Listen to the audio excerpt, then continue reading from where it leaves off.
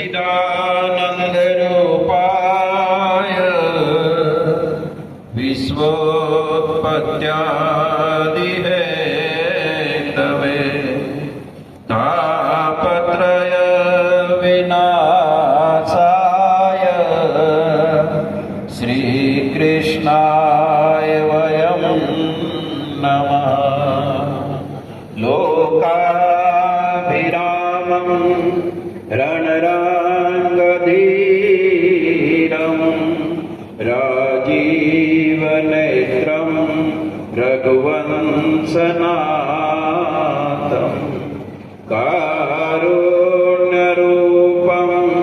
करुणाकरन्तं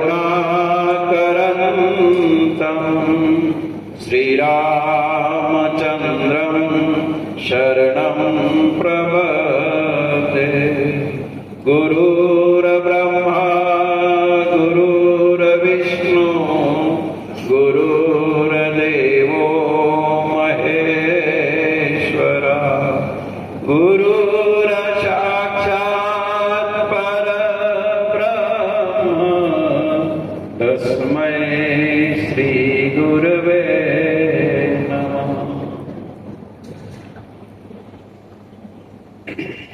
जय श्री राम, जय सेवालाल। इतने सारे लोग बैठे हो, क्या नाश्ता पच गया आपका कि आप जय नहीं बोल सकते? जय श्री राम, जय सेवालाल।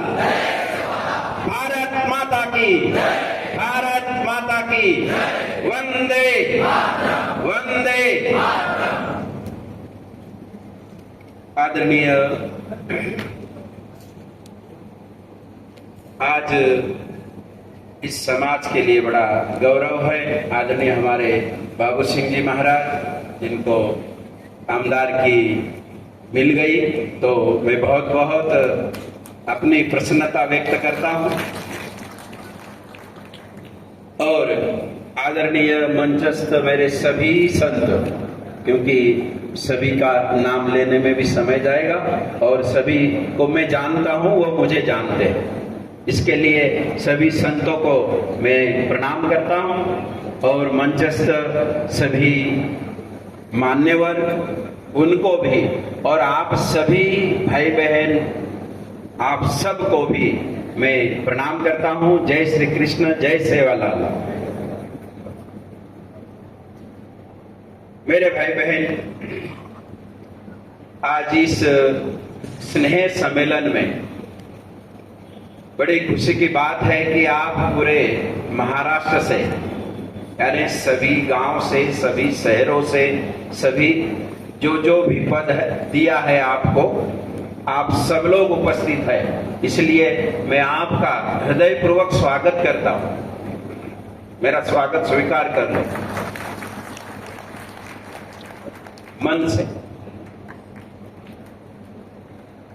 बड़ी खुशी की बात है कि मैं थोड़ा कुछ आपको याद दिला दूं। 1.5 साल पीछे जब गोदरी कुंभ का नियोजन हुआ, और उस गोदरी कुंभ के नियोजन में आदरणीय हमारे शरद जी ढोले, जो धर्म जागरण के माध्यम से, और मैं, बाबू सिंह महाराज, हमारे श्याम चेतन जी, सभी वहां पर उसमें भाग लिए। और हमारे आदरणीय मेरे रामेश्वर भाऊ, जिनको हम हनुमान जी बोलते हैं, उस कुंभ की तैयारी में हम जगह जगह प्रवास किया, मैंने खुद ने भी। हालांकि मुझे कुछ लेना देना नहीं, मैं तो सनातनी साधु हूं, लेकिन एक हमारे धर्म जागरण के माध्यम से हमारे शरद जी, रामेश्वर भाऊ और भी सब लोगों ने कहा कि बाबा, थोड़ा आप भी जगह जगह बैठक लेके इस कुंभ को सक्सेस करिए। जगह जगह हमने बैठक ली और जगह जगह से हमको बहुत कुछ पारितोषिक तो नहीं मिला, गालियां भी मिली। ये कहीं मानसिकता कहीं लोगों की थी उस समय कि वो कुंभ से क्या होने वाला है समाज का।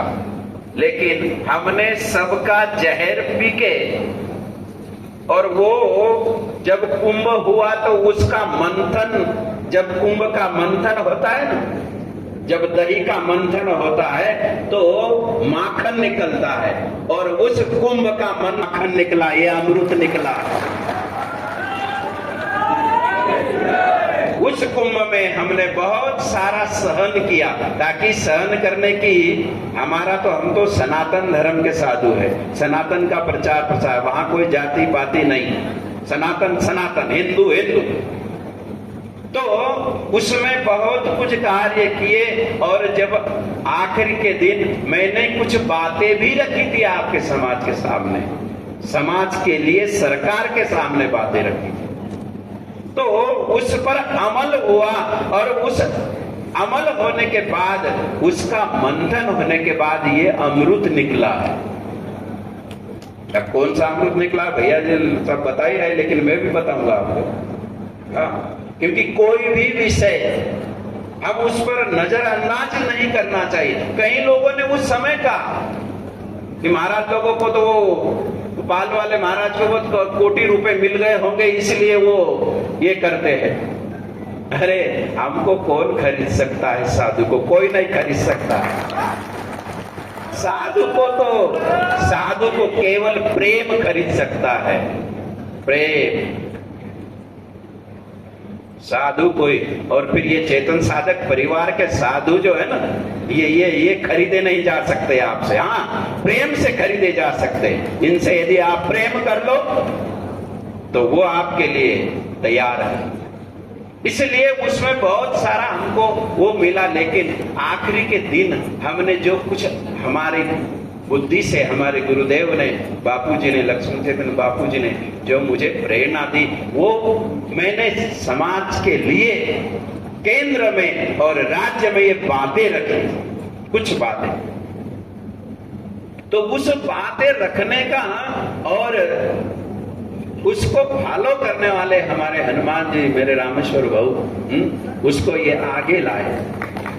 उस जो भी बातें रखी थी, तो मेरे भाई बहन आप जरा सोचिए, आपकी पीढ़ी सदियों से बीत गई, ये देश आजाद नहीं हुआ, इसके पहले भी ये समाज था। इतिहास आपको पता नहीं है, मुझे समय भी नहीं मिल रहा कि मैं तुम्हारे लिए कोई किताब लिखूं, मैंने किताब बनाई भी है, लेकिन किसी सरकार ने, किसी राजा ने 75 साल हो गए इस देश को आजाद होने के लिए, लेकिन इस बंजारे समाज के लिए कोई राजा ने सोचा, कोई सरकार ने सोचा? तुम्हारी हित की बात सोची क्या? बोलो ना, क्यों मौन क्यों रहते हो? बोलिए, किसी ने सोचा? नहीं सोचा। आज तक कोई राजा ने, कोई सरकार ने, चाहे राज्य सरकार हो चाहे केंद्र सरकार हो, किसी ने नहीं सोचा। लेकिन आज के हमारे यशस्वी पंत प्रधान आदरणीय मोदी जी ने इस समाज के लिए सोचा और बंजारा कल्याण बोर्ड लाया। उन्होंने सोचा, क्यों कि ये समाज भी बहुत बड़ा है, पूरे देश में 15 से 18 करोड़ बंजारे हैं। अभी पीएम के साथ मेरी इंदौर में बैठक थी, उन सब को मैंने बोला तो उनके भी कांटे खड़े हो गए, उनको भी नहीं मालूम कि इतनी संख्या है। कहने के बाद यह है कि हमारे देश के जो राजा है आदरणीय मोदी जी, उन्होंने आपके लिए सोचा, आज तक किसी ने नहीं सोचा, तो उनको तो धन्यवाद है ही है। लेकिन उन्होंने जब सोचा है, दूसरी बात केंद्र ने सोच लिया तो राज्य ने भी सोचा आपके विषय में। आदरणीय फडणवीस जी ने,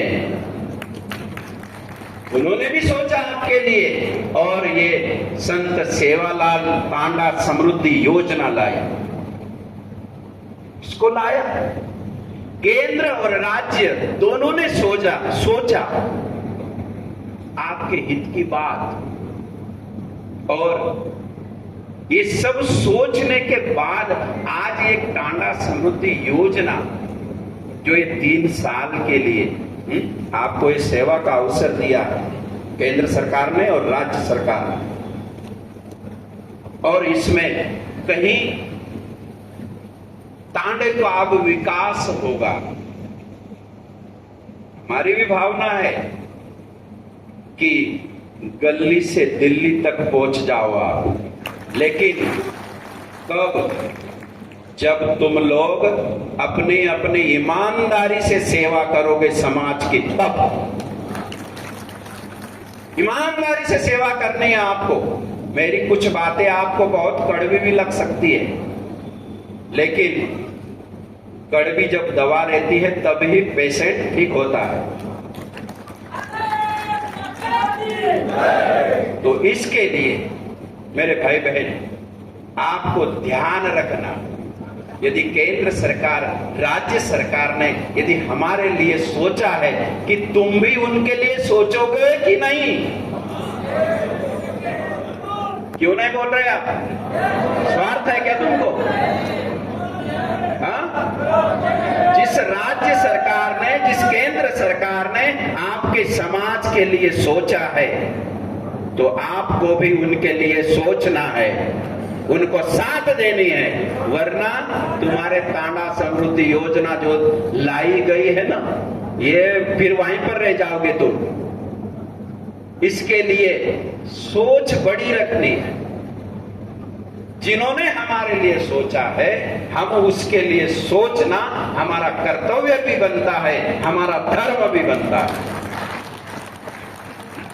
कर्तव्य भी है आपका, धर्म भी है। मैंने आपको पहले से कहा कि आज तक हमारे लिए किसी ने नहीं सोचा, फिर जिसने सोचा है उसके लिए तुमको सोचना बहुत जरूरी है। इसके लिए जो एक तांडा समृद्धि योजना जो आई है, तो जो भी गांव के सरपंच हो, हमने देखिए, हमने अभी अभी जब बंबई की मीटिंग थी, आप लोग भी थे, कुछ बातें जो हम आप लोगों के लिए रख रहे हैं, तो आदरणीय फडणवीस जी जो उप मुख्यमंत्री है हमारे, उनके सामने जब कुछ लोगों ने कुछ बातें रख दी, लेकिन हमने कुछ बातें रखी, तो उस बात को उन्होंने एक्सेप्ट किया और जीआर निकाल दिया तुरंत। हमने कहा कि एक तांडे में 700 वोटिंग जहां पर हो, वो तांडा जो है वो पंचायत बने, वो ग्राम पंचायत बने उसकी, क्योंकि तब ही वो तांडे का विकास होगा। यदि ज्यादा होगा तो विकास नहीं होगा। तो उन्होंने एक्सेप्ट किया, उन्होंने निकाल दिया। और कुछ और भी बातें हमने रखी थी कि गरीब समाज के बच्चे, हर जिले में एक हॉस्टल स्कूल हो जहां उसको सारी सुविधा मिले और वो पढ़ लिख कर अपना वो यशस्वी बने, वो अपने परिवार को उज्जवल करे। इसका ये भी बातें हमने रखी। तो कहीं बातें उनके सामने रखी और कहीं बातें उन्होंने एक्सेप्ट किया और जीआर में लाया। तो अब जो जिम्मेदारी है आप लोगों की, सावधान होकर सुनना मेरी बात, कान खोल के। आप सब आदरणीय लोग बैठे हो, यदि आप समाज को ऊपर ले जाना चाहते हो, आप समाज की ईमानदारी से सेवा करना चाहते हो 3 साल में, तो 3 साल के बाद देख लेना कि तुम्हारी क्या, तुम कहां रहोगे। लेकिन बात करनी है ईमानदारी से, सेवा करनी है ईमानदारी से। जो भी तांडे के सरपंच हो, जो भी अधिकार जिसको दिया गया है जीआर के अनुसार, मैंने तो जीआर पढ़ा नहीं, मैं तो सुन रहा था थोड़ा थोड़ा, लेकिन आप सबके पास फाइल है। नियम के अनुसार केवल आपके दिल में समाज के प्रति और तांडे के प्रति दर्द होना चाहिए, स्वार्थ नहीं, निस्वार्थ। हमारे को कुछ स्वार्थ है क्या? किसी ने दिया हमको पैसे या हमने लिया किसी से पैसे? हम पैसे भी नहीं ले सकते। और न लेना, लेकिन निस्वार्थ भाव से। जब तुम निस्वार्थ भाव से हर तांडे की सेवा करोगे तो वो तांडे के लोग तुमको मानेंगे, वो तांडे के लोग मानेंगे। आप जो जिसको भी जो अधिकार दिया है, सरपंच हो, नायक हो, तो बंजारा समाज, लभाना समाज के जो भी तांडे हैं, और जहां पर जिसको नियुक्त किया गया है, तहसील हो, जिला हो, गांव हो, वहां पर जो भी पैसा आएगा मेरे भाई बहन, ये राज्य का, केंद्र का पैसा है, लेकिन ये पैसा किसके लिए है? गरीबों के लिए। तांडा समृद्धि योजना, ताकि गांव का कोई भी हमारा साधक कहो, हमारा भाई कहो, वो गरीब न रहे, वो झोपड़ी के अंदर न रहे। ये सरकार की योजना। और आप भी चाहते हो, यदि मैं अच्छे कपड़े पहनता हूं तो मेरा पड़ोसी भी पहन ले। मैं यदि एक अच्छे घर में रहता हूं तो मेरा पड़ोसी भी अच्छे घर में रह ले। यदि मैं शराब के घर में रह रहा हूं तो मेरा भाई मेरे से गरीब है, वो क्यों ना रहे? इस भाव से आपको सेवा करनी है। ये जो एक तांडा समृद्धि योजना लाई है, बहुत विचार से बहुत ऊपर उठना है मेरे भाई में, वरना आप अपने हाथ से अपने पांव पर कुराड़ी मत मार ले। हाँ, यदि तुम इसमें खरे नहीं उतरोगे तो हम भी फिर आगे चल के आपके लिए कोई बात नहीं करेंगे। क्यों? कि यदि तुमको खरे उतरना है तो आपको करके दिखाना है, सारा बायोडाटा भेजना है राज्य में, केंद्र में। तो अभी तो 140 मिले, अभी तो 140 ही मिले हैं, बहुत सारे आएंगे, लेकिन कब? जब तुम खरे उतरोगे तब। जो सेवा दी है वो सेवा बिल्कुल कोई भी हो, मन से आपको तांडे की सेवा करनी है, और जो भी पैसा तांडे में मिला है अधिकारियों के हिसाब से, और वो पैसा उसमें लगना चाहिए। ये समाज सेवा है मेरे भाई में। मनुष्य है ना, मनुष्य 3 प्रकार से जीता है, सावधान से सुन ले। एक खुद के लिए जी ले, वो जैसे आप लिख लिए, पढ़ लिए, आपको नौकरी मिल गई, आपके 2 बच्चे हो गए, 4 बच्चे हो गए, आप खुद के लिए जी लिए। फिर उस व्यक्ति को और ऊपर उठना चाहिए, फिर वो अपने परिवार के लिए जिए, वो परिवार के लिए जिए। और फिर तीसरी और ऊपर उठना चाहिए उसको कि वो समाज के लिए जिए। और चौथी बात है, और ऊपर उठ ले कि अपने राष्ट्र के लिए जी ले। ये 4 प्रकार के व्यक्ति होते हैं। तो अपना तो पहला हो गया आप लोगों का कि चलो परिवार के लिए जी लिया, फिर समाज के लिए जी लिया, फिर हमारे राष्ट्र के लिए, देश के लिए। इस प्रकार से आपको जीना। बहुजन हिताय बहुजन सुखाय, दूसरे का हित करोगे, दूसरे का अच्छा सोचोगे तो आपका अच्छा हो जाएगा। यदि दूसरों का बुरा सोचोगे तो फिर आप भी बुरे में जाओगे। इसके लिए सावधान पूर्वक जो भी आपको समाज की सेवा सरकार ने दी है, जो जीआर के अनुसार, उस सेवा में आपको खरे उतरना है।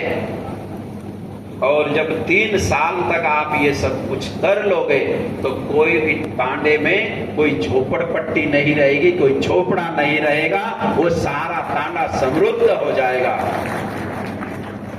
आज ऐसे कई लोग हैं, मैं तो गली से दिल्ली तक का मतलब, मैं गरीब से श्रीमंत तक जाता हूं सभी समाज में। लेकिन कई जो गरीब लोग हैं, बस बेचारे उसको दिन भर की और रोटी खाने की पड़ी तो मकान कब बनाएगा? तो ये आप सोचिए, यदि आपके जेब से समाज के हित के लिए जाने आने का खर्च, ये वो खर्च हो जाए तो चलेगा, समझ लेना कि मैं सेवा कर रहा हूं, मानव समाज की सेवा कर रहा हूं। लेकिन जो समाज के लिए आया है उसमें से 1 रुपए भी मैं इधर उधर नहीं करूंगा, मैं समाज के हित में लगाऊंगा। जो समाज के हित के लिए आया, मेरे से आपसे मेरी बहुत करबद्ध प्रार्थना है, आप ये करके देखिए। आपकी आत्मा यदि आपको धन्यवाद नहीं दे तो मुझे फोन करके बात कर रही है। आप ये खरे उतरिए समाज के लिए, जो आपको दायित्व दिया है उसके ऊपर आप खरे उतर जाओ। क्योंकि आप भी एक गांव में रहते हो। गांव की एक छोटा सा उदाहरण दूं आपको। कोई सज्जन व्यक्ति होता है और एक दुर्जन व्यक्ति। सज्जन व्यक्ति हो कि गांव में कोई भी किसी समाज में किसी के घर में कोई दुख हुआ, कोई बीमार हुआ तो तुरंत गाड़ी लाता है और दवाखाने में उसको ले जाता है और अपने जेब से भी कुछ लगा देता है और बहुत अच्छा पूरे गांव में जो है सबके वो दिल जीत लेता है। अरे अरे अरे नहीं नहीं, वो आदमी तो देवता है हमारे गांव का।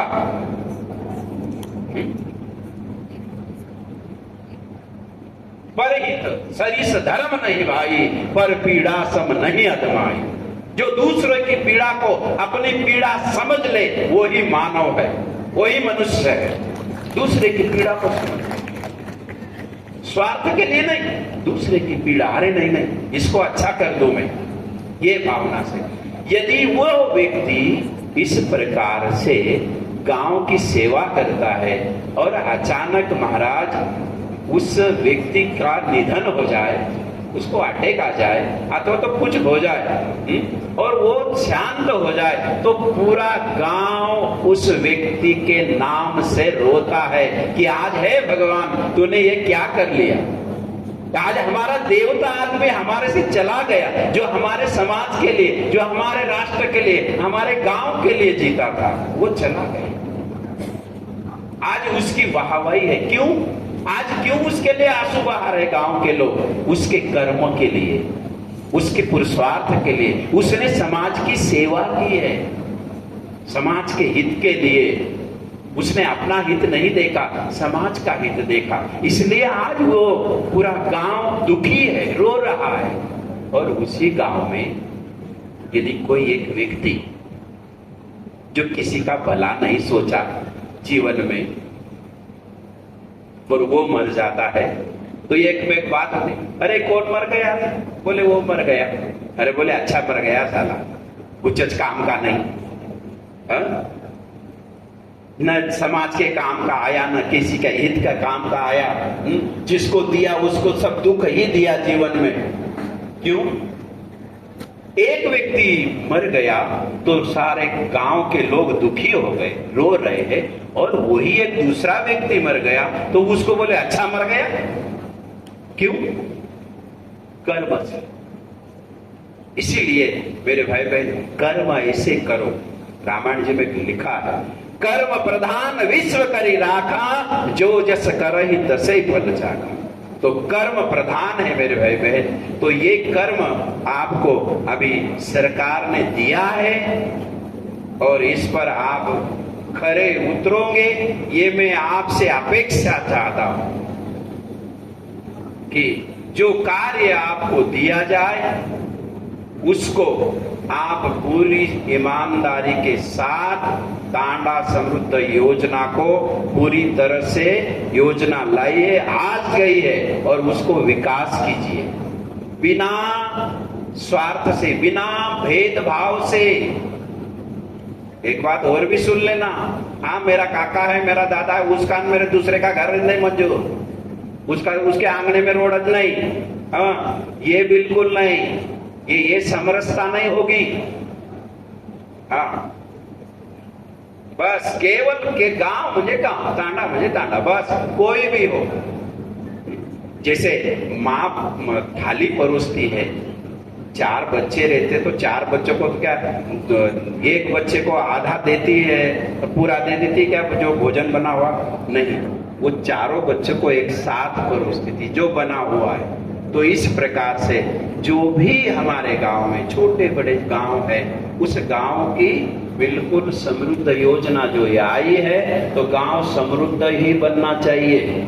अपने हाथ से अपने पांव पर कुराड़ी मत मारना।